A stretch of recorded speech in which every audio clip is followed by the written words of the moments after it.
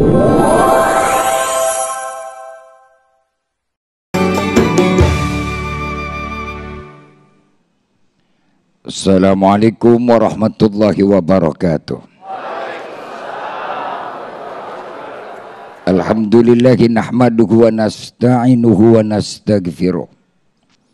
Wa na'udzu billahi min sururi anfusina wa min sayyiati a'malina. Faman yahdihillahu fala mudilla lahu wa may yudlilhu fala hadiyalah. Summa salatu wassalamu ala mala nabiyya ba'dah Sayyidina wa nabiyina wa qurrati a'yunina Muhammad wa ala alihi wa sahbihi wa man tabi'ahu huda ila yaumil ma'ad, amma ba'du. Al-Mukarramun pini sepuh tokoh masyarakat beserta pula DKM Masjid Babut Taubah, Ustadz dan Ustadzah yang sudah memberikan masukan dan nasihat kepada kita. Hadirin wal hadirat rahimakumullah, para pemirsa Damai Indonesiaku di mana Anda berada dan sama-sama dimuliakan Allah Subhanahu wa taala. Siang ini dengan izin Allah kita kembali bisa bertatap muka dan bermuajahah, duduk hadir bersama berdampingan dengan teman handai tolan kerabat dan kawan, dalam rangka mengikuti satu pengajian Damai Indonesiaku. Mudah-mudahan hadir dan duduknya kita di tempat ini insya Allah akan jadi wasilah kumpul duduknya kita di surganya Allah Subhanahu wa taala. Amin ya robbal. Ibu bapak hadirin rahimakumullah, tema pengajian kita siang ini kelas berat. Karena yang kita kaji urusan adalah prasangka yang ada di dalam hati. Getaran jiwa di tengah fenomena kehidupan pasti bergerak seiring berjalan dengan peristiwa yang terjadi di tengah-tengah kita. Orang hidup pasti punya rasa dan juga ada curiga. Ya bu? Bu? Woi. Rasa, curiga, berasa. Ini dua omongan, dua kata di dalam kehidupan urusannya urusan dalam. Nggak bisa diukur oleh kepala, otak, dan akal manusia dengan bentuk wajah. Ada orang kelihatannya enak wajahnya, hatinya ngeruwed. Tahu ngeruwed? Julid. Tahu julid? Dengki. Kenal dengki? Ya begitu. Makanya kan kalau udah urusan begini, ini namanya udah mujahadatun nafsi. Udah urusan kita berjuang melawan bagaimana getaran jiwa yang ada dalam hati diri kita. Al-Imamul Ghazali rahimahullah ta'ala nafa'ana bi ulumi fid dharaini, amin. Kita ngaji beneran nih. Ya bu, ini urusan kelas berat ini. Ya Pak ya. Beratnya apa? Urusan di dalam yang kita penuhi dan bagian dalam yang perlu kita benerin. Biar mukanya dibedakin pakai skincare 7 lapis kagak pernah berhenti, tiap hari pakai skincare cari yang mahal. Kalau dalamnya butek kemana juga beluak. You know? Apaan? Inner beauty kagak nampak. Andaikan ada cahaya cuman kilauan yang sifatnya semu sementara. Lain kan kalau orang yang hatinya bening gak kudu dandan juga tampangnya cakep. Biar ibu kelihatannya juga STW setengah tua, tapi mas kelihatannya bagaikan gadis-gadis yang muda jelita. Kalah ustazah mau anak hari ini. Ini kan semuanya kebeningan hati. Maka kata Imam Ghazali ada 5 langkah agar kita mewujudkan bisa terjadi orang-orang yang melahirkan curiga yang positif alias husnuzon. Lanjut. Ini waktu 8 menit saya suruh ngomong segini, berat banget ini urusan. Ilah, kalau ngaji di TV begini nih bu nih, urusan asal sekena-kenanya aja udah. ya kalau kena semua ini 5. Lah kitabnya aja 4 juz. Lah kalau kita beberin semua, sampai subuh nggak kelar. Berapa duit bayarnya pak?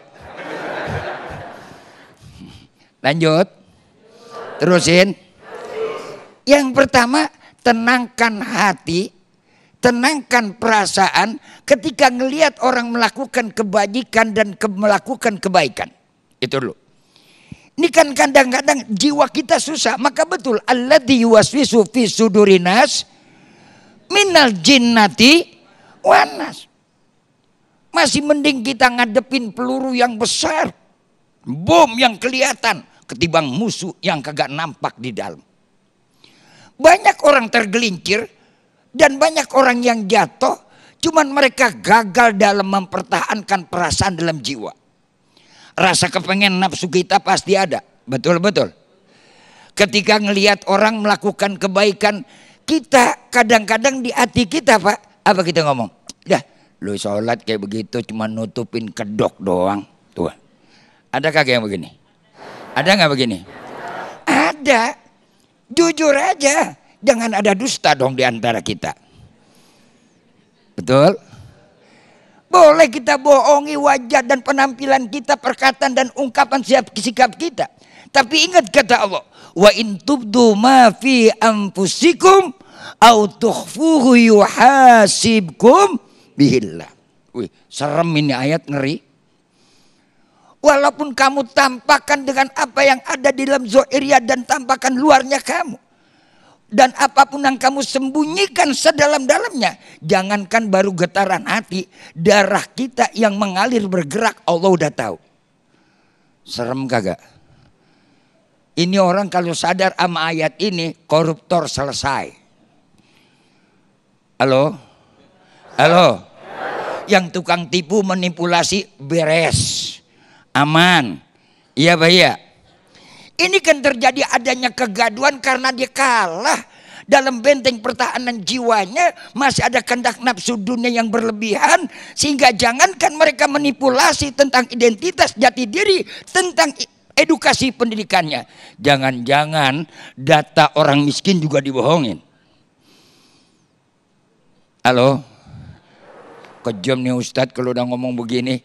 Realita Bu, semuanya bukan berangkat dari pendidikan, bukan dari edukasi, bukan dari yang namanya orang punya pendidikan akademis yang tinggi. Tergantung jiwa diri manusia. Kanjeng Nabi baginda Rasul, Nabi kita Muhammad, makanya Rasul mengalami 2 kali operasi hati. Ini lanjut nih. Satu, ketika Rasul umur 9 tahun.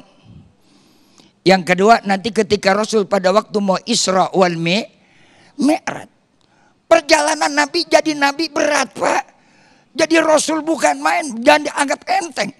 Masih mendingan jadi ustadz, jadi ustazah, jadi kiai, pulang ngaji juga udah ketahuan ada amplopnya. Jujur saya mah pulang juga bawa parcel. Ngaji ditipin, ntar ditransfer. Jujur saya mah Pak.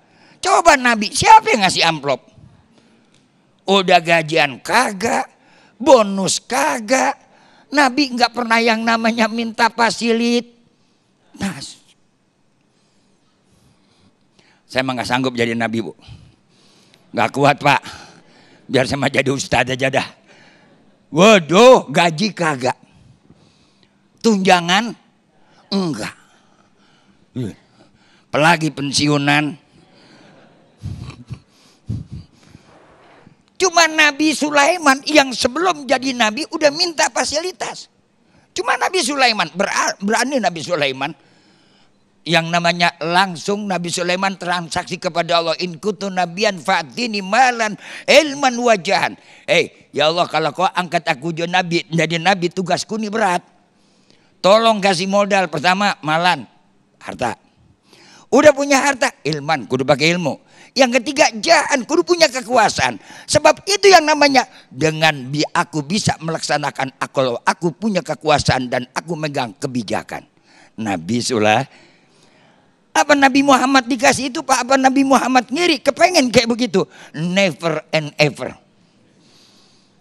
Keren nih Ustadz nih dah. Iya begitu Bu. Ini kan kita contoh yang panjang nih, atu aja belum kelar udah berdiri tos. Gimana 5 urusannya? Tuh. Kenapa? Hati Nabi bersih, nggak kepengen dunia. Kita walaupun lagi sholat, mikirin kreditan, mikirin pinjol. Ya Pak ya, Hati kita ngelit yang di depan deg-degan, apalagi imam. Yang imamnya tua, lama banget bacaannya. Hati kita gedeg sama tuh imam. Brengsek tuh imam tuh, gara-gara dia kemarin jadi imam, nasi kagak kemakan, kolak sampai pada basi semua. Gue mah taubat semua yang di babu taubah. Masya Allah. Sayang, nanti kita lanjutkan deh ya. Waktu segmen kita udah selesai saat ini. Tar tanya jawab kita terusin. Amin. Amin. Baik. Ya Robbal. Ya Robbal Alamin. Terima kasih Yayi Sumarno Syafi'i yang telah melengkapi di segmen ketiga ini.